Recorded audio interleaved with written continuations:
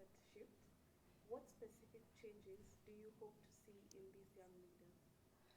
Thank you for the question, and allow me to give a bit of context since I'm the first speaker. So today we are here with young leaders from across all the counties in Kenya, 40 of them. That is the president and the deputy president of the county students associations. I personally love working with this organized group because yes, we have university student leaders, but these are young people who are motivated and encouraged to support the work going on in their counties. So no matter which university or college or TVET they are in Kenya, they come together as people who are from one county. So now we are hosting the leadership from across all the counties.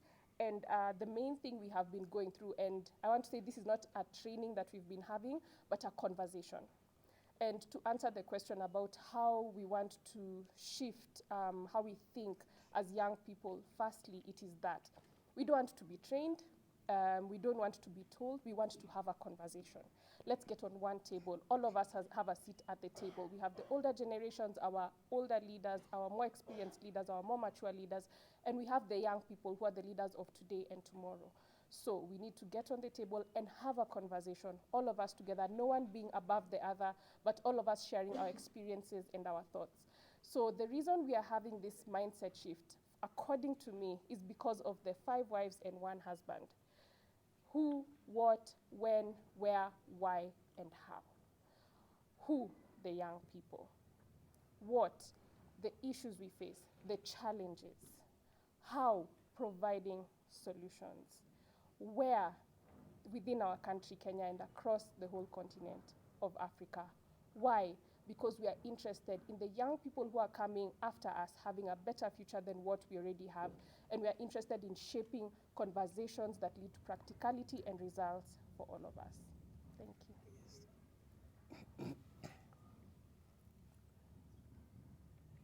This is for the director. Why is transformative leadership an essential skill for young leaders in Kenya today? I'll repeat. Why is transformative leadership an essential skill for young leaders in Kenya today? Well, I think since we're in the spirit of refreshing, I think I would remove the word essential and use the word mandatory. I think what we're experiencing right now across the world is an intergenerational form of diversity that is happening.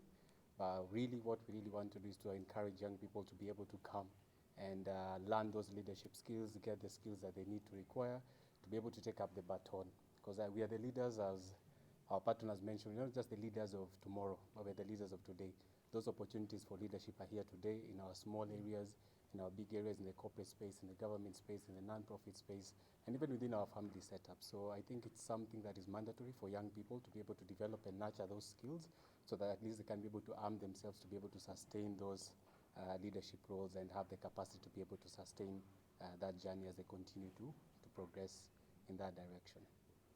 Okay, so to follow up to that, after this program today, after this graduation, what innovative approaches or critical thinking methods that have been introduced here do you expect to see transforming the landscape now? So we'll have the leader of the training, the conversation rather, Mr. Jackson, to answer that.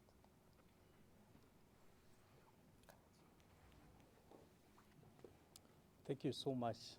You can repeat the question, sorry. It's okay. Mr. Jackson, right?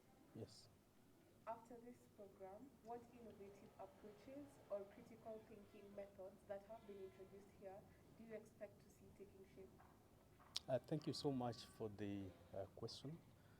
What this team has gone through has been an experiential learning process where every of the county represented had an opportunity to share their case scenarios by their counties. We are living in interesting times, a momentous time we have never experienced in this country, where over 65% of our population is actually the young people. But those who are in power positions of duty bearing are actually the opposite of their age. And therefore that already introduces a distinction that is, we can only bridge that gap, which is a generational gap between the young population who form the majority, but they're being led by the minority who are actually the wise people. So that already creates a transformational change. And from the experiences as the participants were sharing, they would bring it out. that all they're asking for, that they need space to be listened to. So one of the transformative action that we expect to take place as we live here is the inter-county dialogue spaces, where the young generations have a space to share out their mind. They are also questioning how policies are even conforming to their spaces. Many of the policies and duty bearers are actually occupying positions meant for the youth.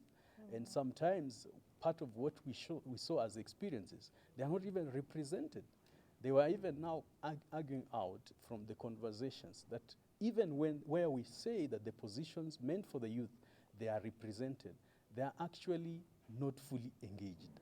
So they were able to redefine, is actually participation being representation, and is representation being engagement.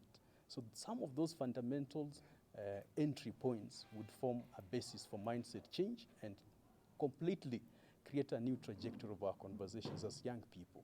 So just among the others, I know also there are issues of being more strategic and aligning ourselves towards influencing policy right from the grassroots. What kind of conversations are you going to engage with our communities? What are the thematic agendas that are actually disturbing us, not just as a community, but as a country and at a global space? What are the challenges of the world?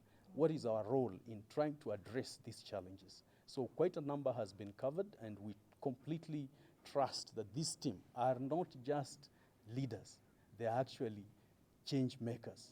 They are the game changers. Yes. Thank you. Preferably the president or a youth leader could take this question. What has been the most valuable lesson you have learned from this leadership training process? Thank you. I'm David Msongori. First and foremost, let me mention something about AXAP. I know there are a lot of misinformation and disinformation that prevail within our country and across the youth worldwide. So AXAP is a union body for all presidents from the 47 counties that we have specific universities and colleges students association in the counties. One of the reasons why we united ourselves mid last year, it was from the fact that we young people needed to have a space, a free space for ourselves, a free space that we have created for ourselves, because even in the training, we were able to understand that there are systems that do not favor us. So this AXAP is a system that favors young people and by the young people. So to your question, I feel one of the key things we learned from the 23 counties that are represented here is that we need to create more spaces for ourselves. We need to engage, participate, and represent ourselves if need comes.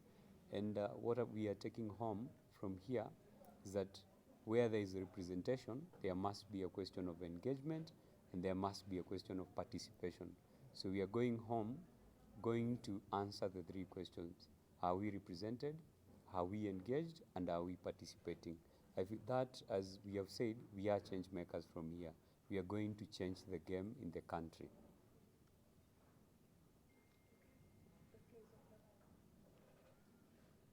Thank you.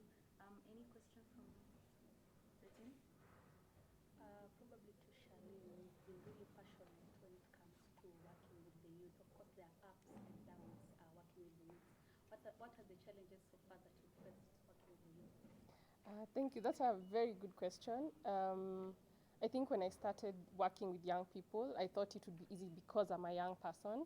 But actually, even within the young people, we have our own generations. So I'm a millennial, and most of the young people with me today are Gen Zs.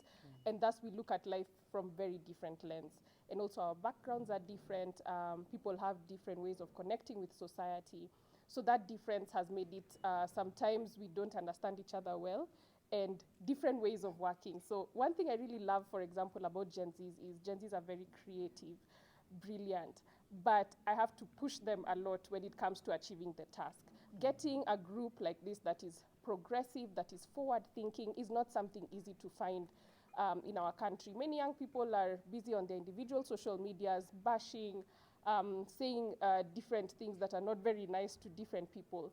But if, as young people, we can stop looking at our nation, at our continent from an individual perspective and start thinking, what is our collective agreement? Let me pick something. For example, the Kenyan wristband that we all wear. We need to begin asking ourselves, why do we wear this wristband? It shows collective unity within our country. So that means as young people, it's not just about me. Yes, my name could be written on my wristband, but it's more about my country, patriotism, positiveness towards what we're doing as a nation. So those are some of the challenges in regards to working with young people, but also there are solutions such as AXAP.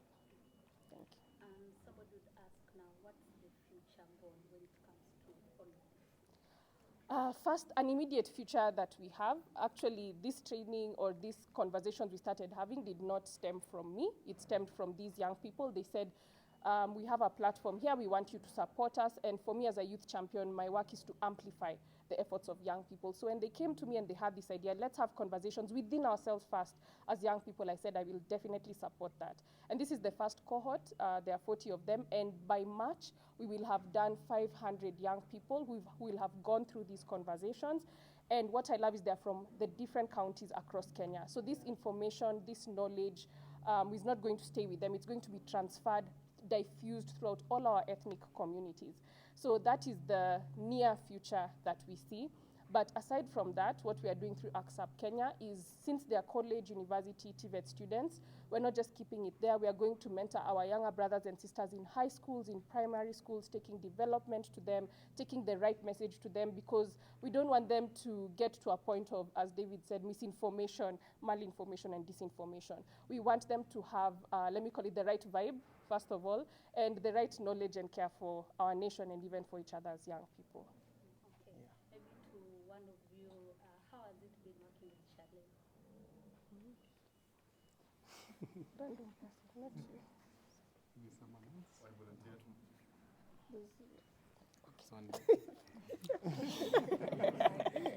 Gender balance. Huh? Apparently, I've never interacted with Charlene. This is my first time, and I can say from the vibe, I think the vibe is giving, and maybe she seems to be a nice person. You know, as we go on, as we interact much more, because definitely we will. Trust me, you. I think I love this. This is all about positivity, yeah, and I like it. Thank you, Fatma. Okay. You done? Okay. Thank you. Thank you so much. Thank you for your Anything time. from the students, maybe you'd like to add, Oh, yeah, add on sure. to it? Are you okay? Can I volunteer? Fresh Priscilla? perspectives. Sounds like you. Okay. You want to say something? This gender balance. Okay, first of all, I will say that this is such a great idea. I'm very humbled and honored to know how much knowledge my fellow young people have. Actually, when I'm in Masai Mara University, I think I'm the wisest. But coming here, it was really a challenge. I learned a lot.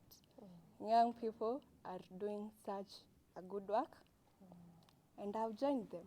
So let's do this. Thank you. Always wisdom. Wisdom.